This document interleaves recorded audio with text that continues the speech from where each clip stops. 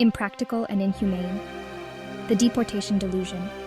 It's a policy that not only fails to address the root issues, but also exacerbates the suffering of countless families. America. Land of the free, home of the brave, and apparently obsessed with deporting immigrants. This obsession is not just a political stance. It's a misguided attempt to solve complex problems with simplistic solutions. Look, let's just call this what it is, a logistical nightmare and a moral dumpster fire. The sheer scale of such an operation is mind-boggling, and the human cost is incalculable. We're talking about uprooting millions of people, many deeply woven into the fabric of this country. The cost? Astronomical. These are people who contribute to our communities, our economy, and our culture. Think billions upon billions of taxpayer dollars wasted on rounding up, detaining, and deporting people. This is money that could be better spent on improving the lives of all Americans. Money that could be used for, schools, healthcare, maybe even fixing that pothole that's been messing up your commute since 2019. Imagine the positive impact if we redirected these funds. And for what? To tear families apart?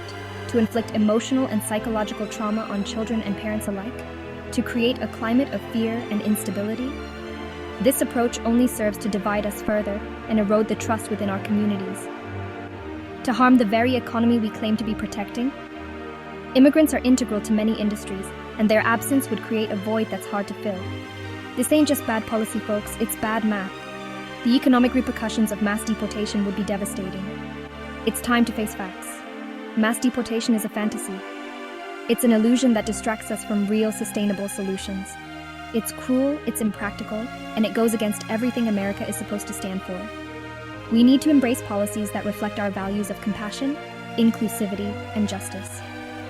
If you found this video insightful, please like, share, and subscribe to Siddhishri for more content that challenges the status quo and promotes meaningful dialogue. And now, for the last question to auditions. What are your thoughts on the economic impact of mass deportation? Share your views in the comments below. Let's talk about immigrants and the economy. They start businesses, they create jobs, they pay taxes. They are the lifeblood of our economic engine, fueling growth and innovation. They're not taking our jobs, they're creating new ones. They bring fresh ideas and perspectives that drive progress. They're entrepreneurs, innovators, and job creators. Their contributions are woven into the very fabric of our society. Think about it. 45% of Fortune 500 companies were founded by immigrants or their children. These are the companies that shape our world. That's right. Almost half of those big-name companies you know and love wouldn't exist without immigrants. Their vision and hard work have built empires. They contribute trillions of dollars to the US economy. Their impact is monumental and undeniable. They're doctors, engineers, scientists, and teachers. They are the pillars of our communities, providing essential services and expertise. They're the backbone of our workforce, especially in crucial sectors like agriculture, construction, and healthcare. Without them, these industries would struggle to survive. To deport them wouldn't just be cruel, it would be economic suicide. We would be tearing apart the very foundation of our prosperity. It's like setting fire to your own house and then complaining you're cold.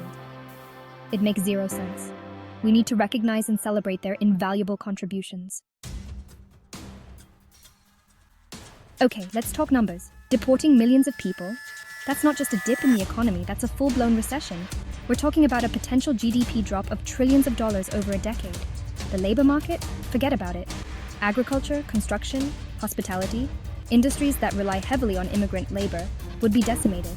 We're talking about labor shortages, stalled projects, and skyrocketing prices. And what about the fiscal impact? Deportation is expensive. Remember those billions we talked about earlier? Yeah, that's just the tip of the iceberg.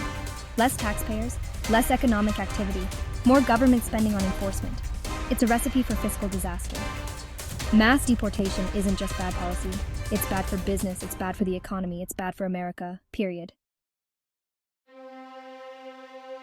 Section 4. Tearing apart the fabric, social costs, and human consequences. Let's move beyond the spreadsheets and talk about the human cost. We're talking about families being torn apart, children separated from their parents, communities shattered. Imagine the trauma, the fear, the uncertainty.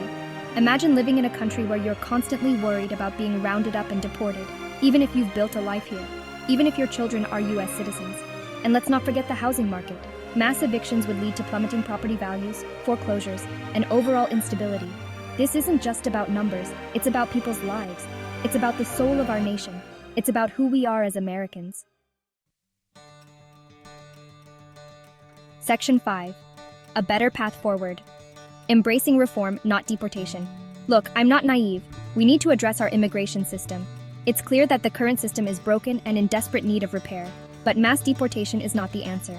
It's a reactionary measure that fails to consider the human cost and the long-term consequences.